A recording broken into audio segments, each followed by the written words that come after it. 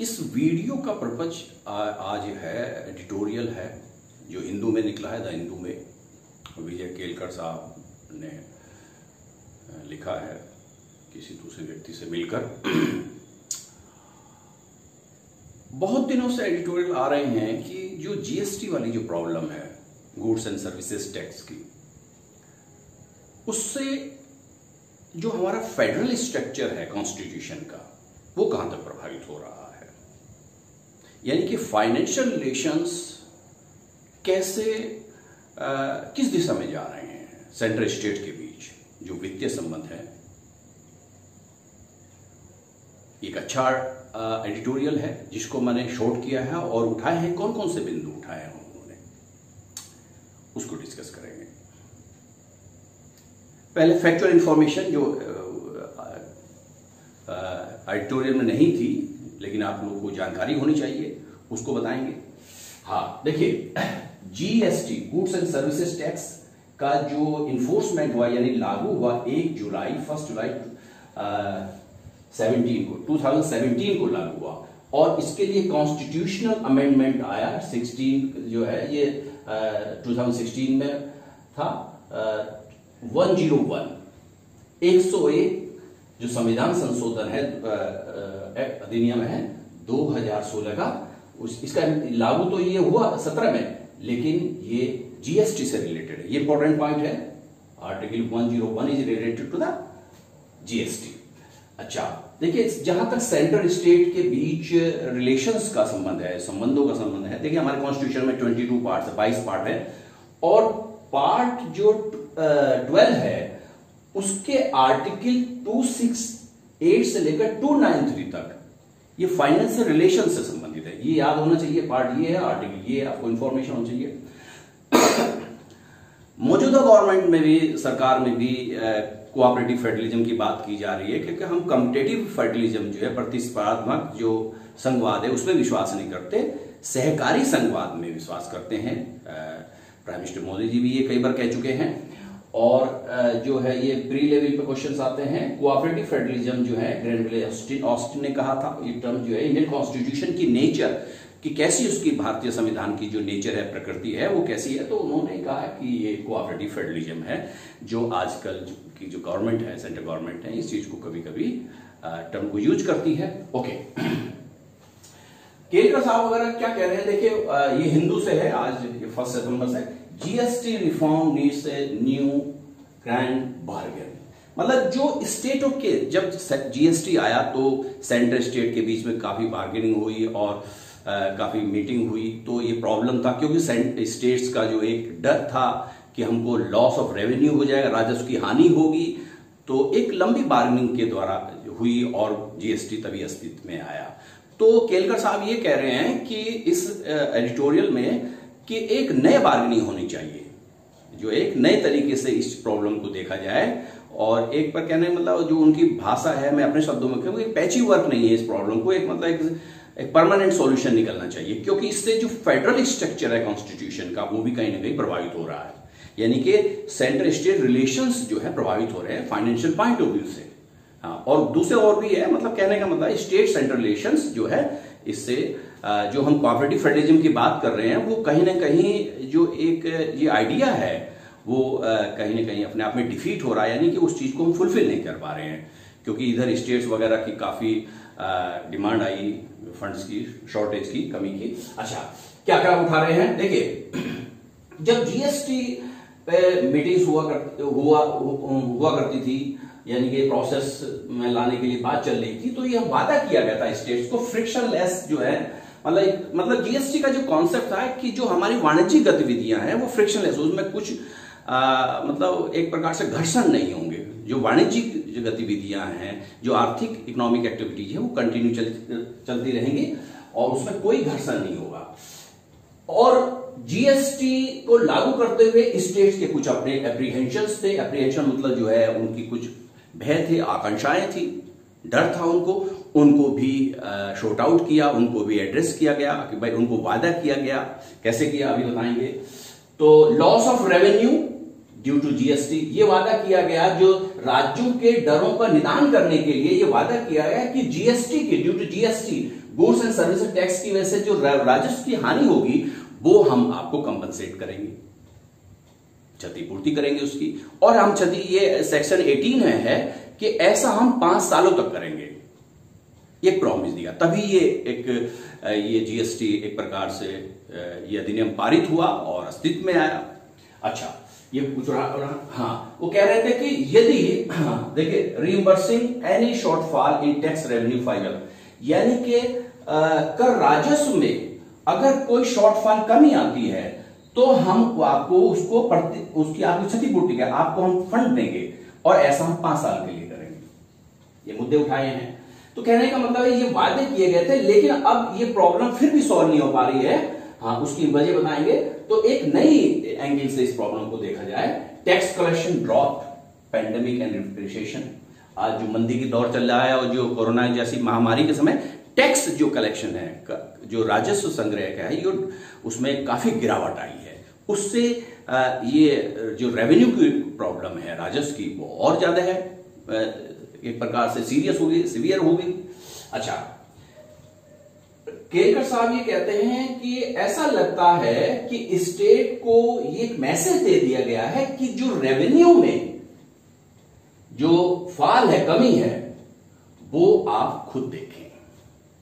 देखिए, यहां वो थोड़ा क्रिटिसिज्म कर रहे हैं कि देखिए, आपने जीएसटी में सेक्शन 18 डाल के ये कहा कि क्या कहते हैं कि आपको अगर कमी होगी, आपकी जो शॉर्टफॉल आएगा राजस्व में, वो सेंट्रल गवर्नमेंट उसको फुलफिल करेगी, रीइंबर्स करेगी, आपको कंपनसेट करेगी, क्षतिपूर्ति करेगी। लेकिन अब ऐसा, मतलब सेंट्रल गवर्नमेंट की तरफ से ये केलकर साहब कह रहे हैं, ऐसा एक संकेत दिया जा रहा है कि स्टेट इस प्रॉब्लम को खुद देखे। अच्छा, ओके। एक फोर्स मेजोर है, ये फ्रेंच वर्ड है वैसे तो, क्लॉज एब्डिकेटिंग रेस्पॉन्सिबिलिटी। जो फोर्स मेजोर जो क्लॉज होती है, ये होता है कि देखिए, वैसे तो ये जो उपबंध है, ये प्रावधान है, उसमें तो है नहीं है, जीएसटी वगैरह में तो नहीं है, लेकिन ये कोई भी किसी कंपनी के साथ डील होती है तो एक क्लॉज, एक उपबंध डाल दिया जाता है कि जो कोई ऐसी आकस्मिक परिस्थिति आ जाए तो हम जो कॉन्ट्रैक्ट कर रहे हैं, आपसे जो डील कर रहे हैं, सौदा कर रहे हैं, एग्रीमेंट हो रहा है, उससे हम मुंह कर सकते हैं। ये जैसे कोई युद्ध छिड़ जाए या कोई महामारी आ जाए, है ना, या बहुत ज्यादा क्या कहते दंगे फैल जाएं, तो उस वक्त जो है ऐसी अनफोर्सिन, मतलब ऐसी आकस्मिक विपरीत परिस्थितियों में हम अपने जो हमने एग्रीमेंट किया उससे हम हट सकते हैं, ऐसी क्लॉज डाल दी जाती है। लेकिन जीएसटी में ऐसा नहीं था। तो केलकर साहब यहां थोड़ा सा क्रिटिसिज्म कर रहे हैं कि जो एन एक्ट ऑफ गॉड की बात जो सेंट्रल गवर्नमेंट की तरफ आई है कि ये जो महामारी कोरोना की आई, ये ईश्वर की देन थी। तो कहने का मतलब है कि एन एक्ट ऑफ गॉड को उन्होंने इस टर्म से समानता की है। देखिए, ये टर्म है नहीं है, यानी कि सेंट्रल गवर्नमेंट अपनी रेस्पॉन्सिबिलिटी से बच नहीं सकती। ए कंपनी का बी कंपनी से कॉन्ट्रैक्ट है, उसमें ये प्रोविजन है, लेकिन यहां सेंट्रल स्टेट से ऐसा नहीं है, वहां कोई ऐसी क्लॉज डाली नहीं है। तो कहने का मतलब है कि सेंट्रल जो है अपनी रेस्पॉन्सिबिलिटी, अपने उत्तरदायित्व से बच रहा है। ऐसी स्थिति में जब राजस्व की कमी की समस्या से स्टेट जूझ रहे हैं, तो सेंटर की रेस्पॉन्सिबिलिटी है, क्योंकि ये इस क्लॉज का भी सपोर्ट समर्थन नहीं ले सकता, क्योंकि ऐसा कुछ है नहीं है। तो सेंटर की अपनी रेस्पॉन्सिबिलिटी है कि वो ऐसे समय में राज्यों की हेल्प करे, सहायता करे। अच्छा, उन्होंने कहा देखिए, हाँ, shortfall in the 14th growth, हाँ, 14% growth in the GST revenue, क्योंकि 14% जो है जीएसटी के रेवेन्यू में कमी आई है, वृद्धि दर में कमी आई है। अच्छा, उन्होंने कहा कि देखिए ये गलत है, ये जो आप जो है रेस्पॉन्सिबिलिटी नहीं ले रहे हैं, ये गलत है। उन्होंने कहा कि रॉन्ग है, और द ऑनर्स का मतलब रेस्पॉन्सिबिलिटी, जिम्मेदारी आपकी इज ऑन द सेंटर की है। उस जीएसटी में जो आपके जो प्रोविजंस थे, उसमें आपने जो ऐसा तो कुछ नहीं कहा था कि अगर कोई पैंडेमिक आए, महामारी आए, तो हम इस क्लॉज का सपोर्ट ले सकते हैं, बच सकते हैं, ऐसा भी नहीं था। तो आप अपने उत्तरदायित्व से नहीं बच सकते। सेंटर का जो स्टैंड है वो इस समय गलत है। अच्छा, कुछ लॉजिक भी बताते हैं, वो कहते हैं कि क्यों गलत है। देखिए, कंपैरिजन कर रहे हैं यहां स्टेट और सेंटर के बीच जो है मल्टीपल ऑप्शन सेंटर, केंद्र के पास के कई संसाधन हैं, कई साधन हैं, कई रिसोर्स मार्ग हैं इस प्रॉब्लम को सॉल्व करने के लिए। यदि हम राज्यों से देखें, जो शॉर्टफॉल आया है इसको फुलफिल करने के लिए जो कमी आई राजस्व में, उसको फुलफिल पूरा करने के लिए केंद्र के पास ज्यादा संसाधन है, ज्यादा पहुंच है, राज्यों को ऐसा नहीं है। तो तुलना की है, तो कहने का मतलब ये कह रहे हैं कि रेस्पॉन्सिबिलिटी आपकी है। इससे फेडरल जो है कोऑपरेटिव फेडरलिज्म कहीं ना कहीं प्रभावित हो रहा है। दूसरा बात कह रहे हैं lower rates of boring, market से, बाजार से सेंट्रल गवर्नमेंट को जो बोरो लेना, उधार लेना है, वो कम दर पे, कम कीमत पर, कम दर पर, कम रेट पर कहा जाए, कम दर पर मिलता है यदि हम तुलना राज्यों से करें, क्योंकि वो सेंटर ऐसा कर सकता है, जबकि राज्यों के संबंध में इतनी फ्लेक्सिबिलिटी नहीं है। ये बात कह रहे हैं। अच्छा, रिसेशन, सेंटर्स डोमेन, ये बात कह रहे हैं रिसेशन और मंदी, सेंटर्स डोमेन। देखिए, इन्होंने कहा है, ये कह रहे हैं कि जो एक मैक्रो इकोनॉमिक्स, किसी राष्ट्र की जो प्रोडक्शन होता है या जो आपके मंदी जैसे होते हैं, ये बहुत बड़े इशू होते हैं, ये मैक्रो इकोनॉमिक्स में आएंगे।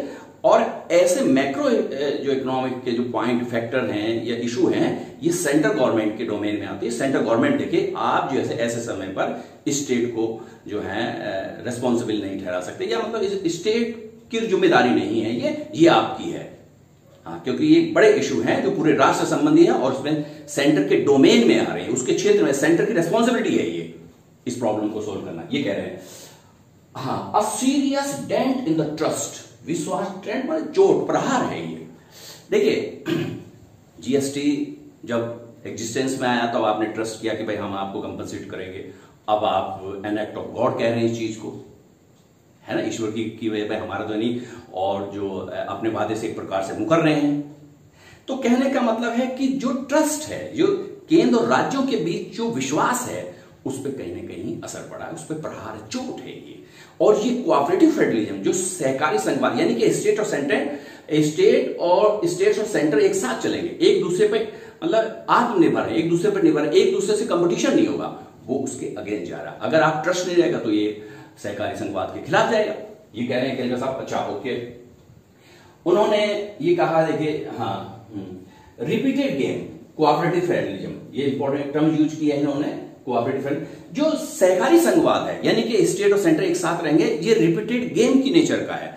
रिपीटेड गेम का मतलब ये होता है कि जैसे मतलब आप अगर आप ये सोचें कि हम साथ साथ चलेंगे तो दोनों का फायदा होगा। यदि हम स्टेट के सेंटर सोचेगा हमको ज्यादा फायदा हो, या सेंट्रल गवर्नमेंट जो है स्टेट को चीट करे, धोखा दे, है, तो एक दिन स्टेट गवर्नमेंट भी चीट करेगी, तो ऐसा नहीं चलेगा। तो कोऑपरेटिव फेडरलिज्म की जो प्रकृति है वो रिपीटेड गेम की तरह है। रिपीटेड गेम में है कि दोनों एक दूसरे के मतलब इंटरडिपेंडेंट होंगे, ताकि दोनों को फायदा हो, तभी चलेगा ये। अच्छा, आगे उन्होंने कहा, देखिए, कौटिल्य का भी जिक्र किया है उन्होंने इसलिए एडिटोरियल में। उन्होंने कहा, देखिए, कौटिल्य ने भी किंग को, सम्राट को, एक सॉवरेन मतलब किंग को एक सजेशन दिया है कि आप जो है, आपने अपने अधीनस्थ जो सब सॉवरेन, यानी कि आपके अधीन जो राजा हैं सम्राट के अधीन, उनसे जो आपने वायदे किए हैं, प्रॉमिस, ऑब्लिगेशंस, उससे हटना, उससे भागना नहीं चाहिए, वो आपको फुलफिल करेंगे। क्यों? अगर आप ऐसा नहीं करेंगे तो आपके बीच और सम्राट और जो राजा हैं अधीनस्थ है, उनके बीच अविश्वास पैदा होगा। यहां तक उन्होंने ये कोट किया कौटिल्य को। अच्छा, एक सजेशन भी उन्होंने दिया है इसमें, थर्ड टियर ऑफ गवर्नमेंट। देखिए, जो इंडियन कॉन्स्टिट्यूशन के जानकार हैं वो जानते हैं 73 और 74 अमेंडमेंट, 73 और 74 जो अमेंडमेंट है, ये लोकल एडमिनिस्ट्रेशन, स्थानीय स्वशासन से संबंधित है। और लोकल है, फिर स्टेट लेवल, सेंटर, यानी कि हमारे यहाँ राज्य की जो स्टेट सिस्टम है वो 3 प्रकार से है। गवर्नेंस का सिस्टम 3 प्रकार से, 3 स्तर हैं उसके। तो कहने का मतलब है कि इसमें हमको जो अर्बन सेक्टर हैं और जो रूरल एरिया है, जो कॉन्स्टिट्यूशनल स्टेटस उनको दिया गया है 73 और 74 के द्वारा, क्योंकि उनकी भी धीरे धीरे जिम्मेदारियां बढ़ रही हैं और उनको फंड की प्रॉब्लम है, इसलिए उन्होंने कहा कि कम से कम वो अपनी फाइनेंशियल ऑटोनॉमी थोड़े बहुत उनको मिल सके, 2% उनके ईयरमार्क में सौंपना, अलग कर देना उनके लिए। ये दोनों को कहा कि स्टेट और सेंट्रल गवर्नमेंट को ये एक काम करना चाहिए कि 2% जो है जो रेवेन्यू है वो जो है राजस्व वो उनके लिए सौंपा जाए। ये उन्होंने सजेशन दिया है, क्योंकि अब ये मामला स्टेट और सेंटर का नहीं है, क्योंकि जो लोकल लेवल बॉडीज हैं, चाहे वो ग्रामीण स्तर की हो, शहरी स्तर की, उनकी भी अपनी जिम्मेदारियां हैं, उनकी सेवाएं भी बढ़ रही हैं, उनका क्षेत्र भी बढ़ रहा है। तो इस प्रकार से उनको कुछ जो है ऑटोनॉमी मिल सके, कुछ स्वायत्ता मिल सके इस क्षेत्र में, इसलिए उनके लिए 2% जो है दिया जाए उनको। ओके।